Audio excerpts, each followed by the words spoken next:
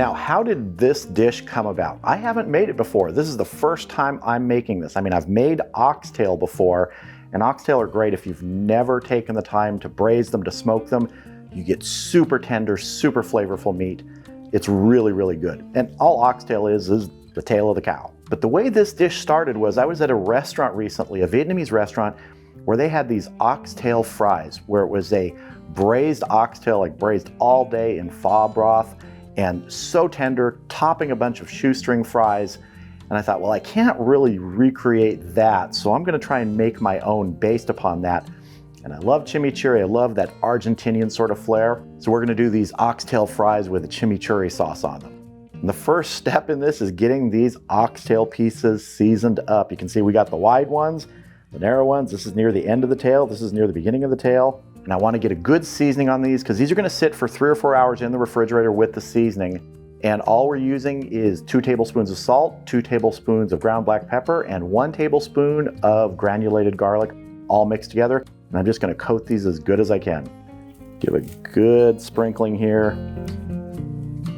Yeah, I could use a shaker, but I'm not going to today. We're going to roll everybody around once we get this spread here. And they'll roll around in the bowl too. Get all the sides. Good coatings here. And if anyone's curious, the name of the restaurant is Monarch 9. It's in Yorba Linda, really good food. And we're just gonna toss everybody around in here, get some more on the sides. And we're gonna be braising these today, searing them a little bit on the stovetop and then putting them in the Dutch oven, in the oven. You could do these outside on the grill, the smoker, but today's the first day of fall. I feel like cooking inside. The other reason I feel like cooking inside today is it's gonna be like 102 outside. That's the first day of fall in Southern California. Just roll everybody around here. Get a little bit on every side. All right, these are looking good. I'm gonna put these in a bowl, cover them with some plastic wrap, and they're gonna go in the refrigerator for 3 or 4 hours.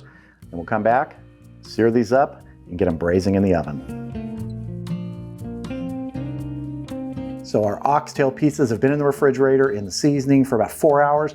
Now it's time to sear them before we braise them. So I have my cast iron Dutch oven here. It's an enameled Dutch oven. You can do it really in any sort of pan. We just want to get a little bit of brown on all the sides and get some of that flavor in the pan. I'm gonna get a little bit of olive oil in here, maybe a couple tablespoons. Get my burner on medium. We're gonna do this in batches. Don't want to crowd the pan.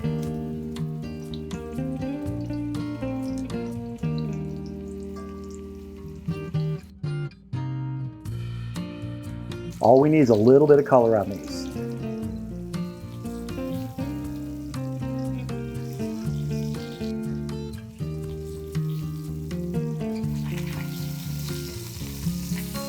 Get a little color on the sides too. Get some of that fat so it renders a little bit.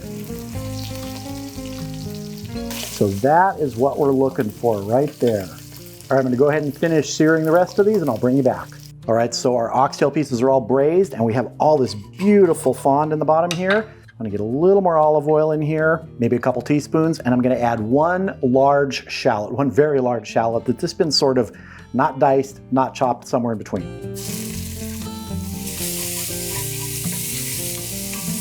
My burner is kind of on medium-low right now. I'm not trying to brown these, just wanna soften them. Now I'm gonna add 2 cups of red wine. This is an Argentinian Cabernet.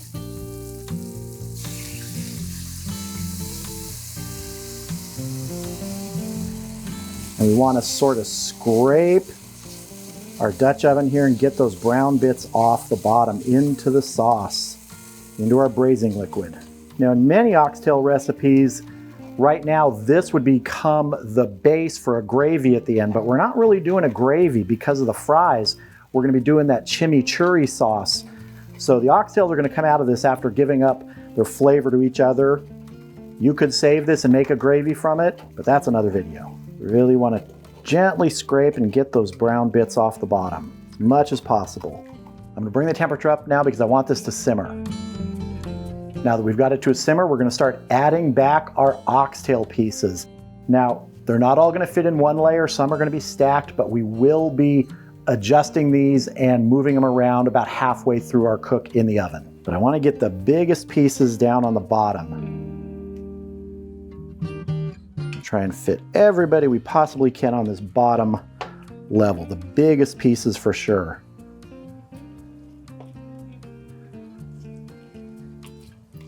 And we'll just start tucking people in here and get some of these smaller ones to fill some of those small gaps. And the other ones, I'm just going to go in here because we're going to be adding some more liquid to this. Now I'm going to add 2 cups of beef stock.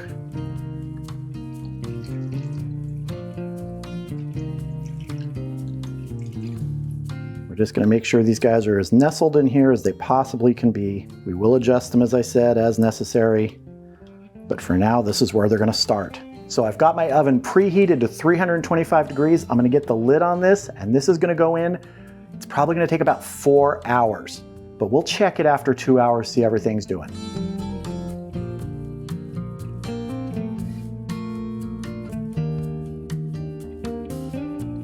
All right, we've been going 2 hours now. I did rotate these about the 1 hour mark. I went in there and just moved things around. But let's get them out here and take a look because we've still got another 1.5 to 2 hours to go. All right, let's see how we're doing here. Oh, these are looking amazing.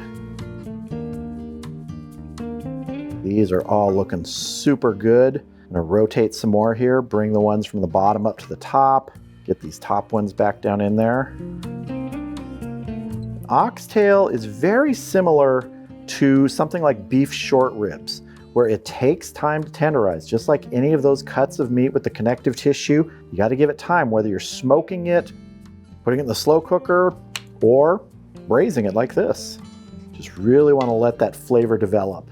And let's do a quick little tenderness check here. You can see it is getting tender, but is not pull apart tender, and that's what you want with this. You want this to be able to just pull away from the bone, fall apart. I mean, the internal temperature on these right now, if you can see that, is showing over 200 degrees.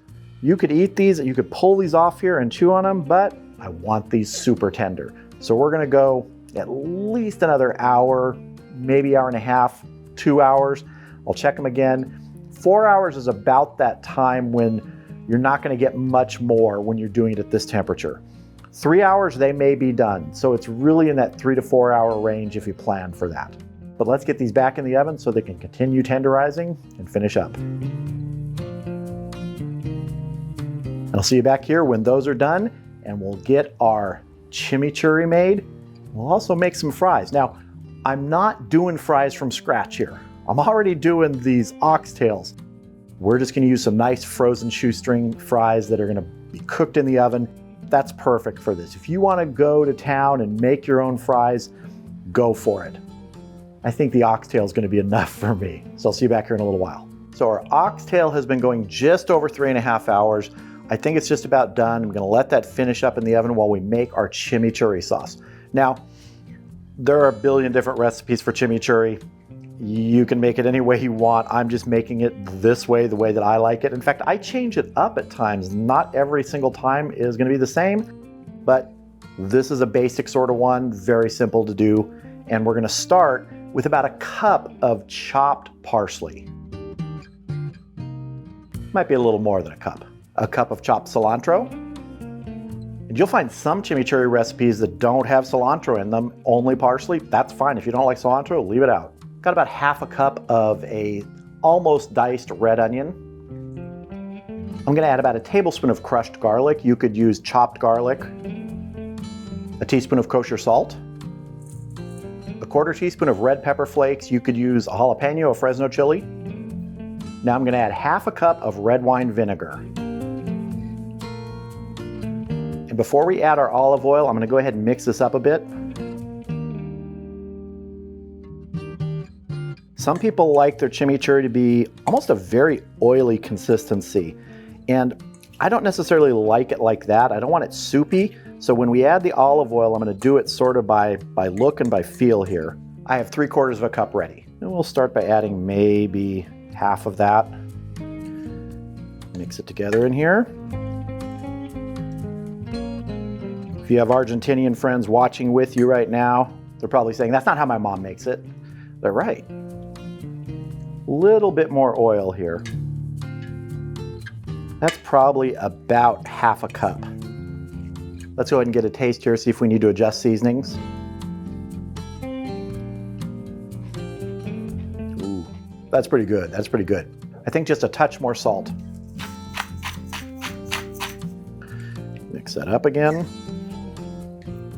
Take a fresh spoon. Let's see. I think that's it. All right, let's go ahead and get our oxtail pieces out here and start tearing those apart, shredding them, getting that beef ready to make our oxtail chimichurri fries.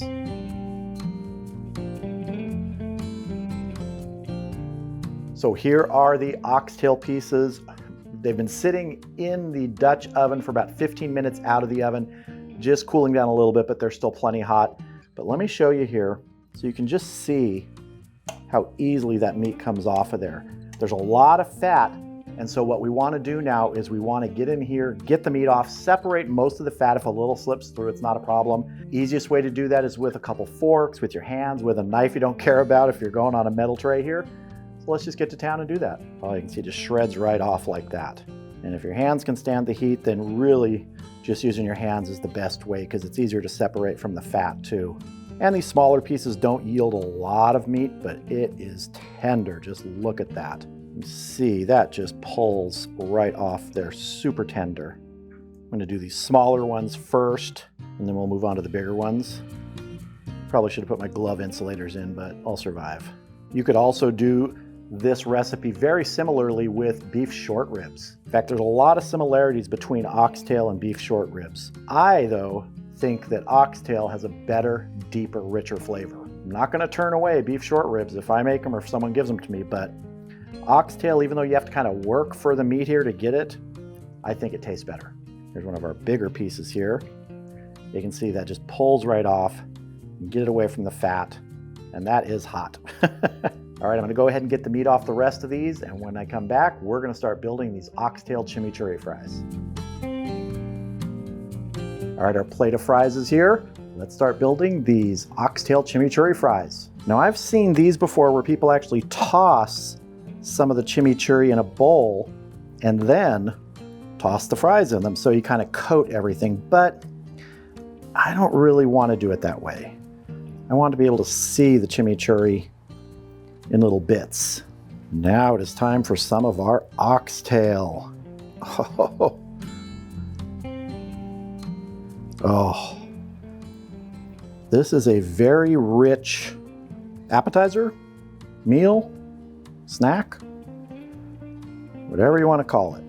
A little bit more chimichurri on top here. Then I want to hit this with a little bit of manchego cheese. Just going to shave some on top here.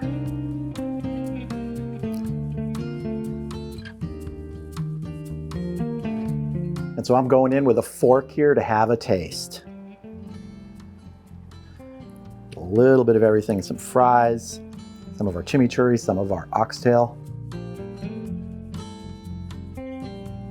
This is good. This is one of those rich things you eat that is just full of flavor and you feel like you're eating something substantial. That's what it is about the oxtail. It is an extremely rich meat.